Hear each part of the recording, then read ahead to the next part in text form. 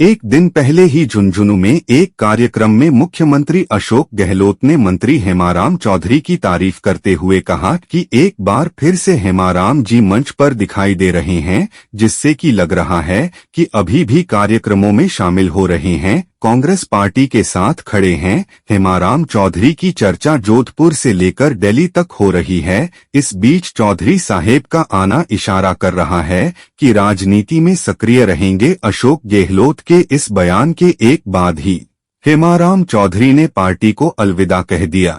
वरिष्ठ मंत्री हेमाराम चौधरी ने कांग्रेस के राष्ट्रीय अध्यक्ष मल्लिकार्जुन खड़गे को पत्र लिखकर सक्रिय राजनीति से अलविदा होने की बात कही है। हेमाराम चौधरी ने पत्र में विधानसभा चुनाव नहीं लड़ने का ऐलान किया है।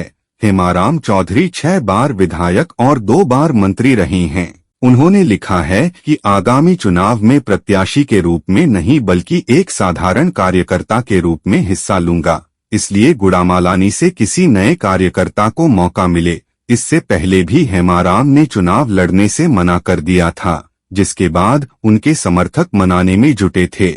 बीते दिनों हजारों समर्थकों ने खुद एक बड़ी बैठक बुलाकर हेमाराम को मनाने की कोशिश की थी। उन्होंने कहा था कि वो इस बार इसलिए चुनाव नहीं लड़ सकते क्योंकि उन्होंने पिछली बार जनता से किए वादे पूरे नहीं किए। हेमाराम ने कहा कि मैंने कई प्रोजेक्ट शुरू करने की बात कही थी, लेकिन वो नहीं हो सके। उन्होंने कहा कि जिस जनता ने मुझे यहाँ तक पहुँचाया उनके लिए मैं कुछ नहीं कर सका, तो मेरा चुनाव लड़ना सही नहीं है। उन्होंने अपने पत्र में लिखा कि पार्टी ने मुझे 6 बार मौका दिया और अब मैं जीवन के ऐसे पड़ाव पर हूं जहां मैं सक्रिय राजनीतिक में हिस्सा नहीं ले पाऊंगा।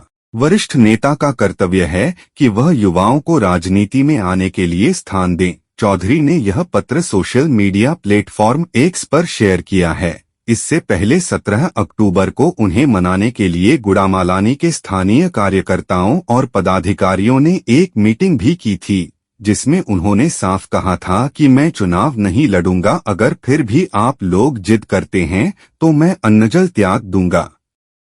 मंत्री हेमाराम चौधरी ने लिखा कि पार्टी ने मुझे 6 बार विधानसभा के सदस्य के रूप में जनता की सेवा करने का अवसर दिया। इसके अलावा राज्य सरकार के मंत्रिमंडल का हिस्सा बनकर पूरे प्रदेश की सेवा करने मौका दिया। अब मैं जीवन के ऐसे पड़ाव पर खड़ा हूं जहां मैं खुद को सक्रिय राजनीतिक जीवन के लिए पूरी तरह से समर्पित करने में असमर्थ हूं। मैंने हमेशा माना है कि जिस तरह पार्टी ने मुझे कम उम्र में बड़ी जिम्मेदारी दी थी, वैसे ही मुझे आगे आने वाली पीढ़ी को मौका देना चाहिए। मेरा अपना मानना है कि प्रत्येक उम्रदराज और वरिष्ठ नेता की नैतिक जिम्मेदारी है कि वह युवा नेताओं को प्रेरित करें, उन्हें राजनीति में स्थान दे और उन्हें आगे बढ़ने का मौका दे। अगर इस एहसास के बावजूद मैं चुनाव लड़ना जारी रखता हूं तो यह राजस्थान की जनता और कांग्रेस पार्टी के साथ बहुत बड़ा अन्याय होगा।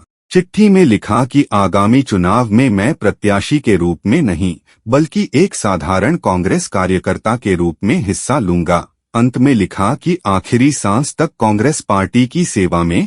कांग्रेस ने राजस्थान में अब तक 43 और 33 नामों की 2 लिस्ट जारी की है, लेकिन गुड़ामालानी विधानसभा सीट पर टिकट फाइनल नहीं की है। गुड़ामालानी क्षेत्र में हेमाराम चौधरी के अलावा पार्टी के पास कोई दूसरा मजबूत उम्मीदवार नजर नहीं आ रहा है। हालांकि ताजाराम चौधरी गुड़ामालानी सीट से दावेदारी जता रहे हैं।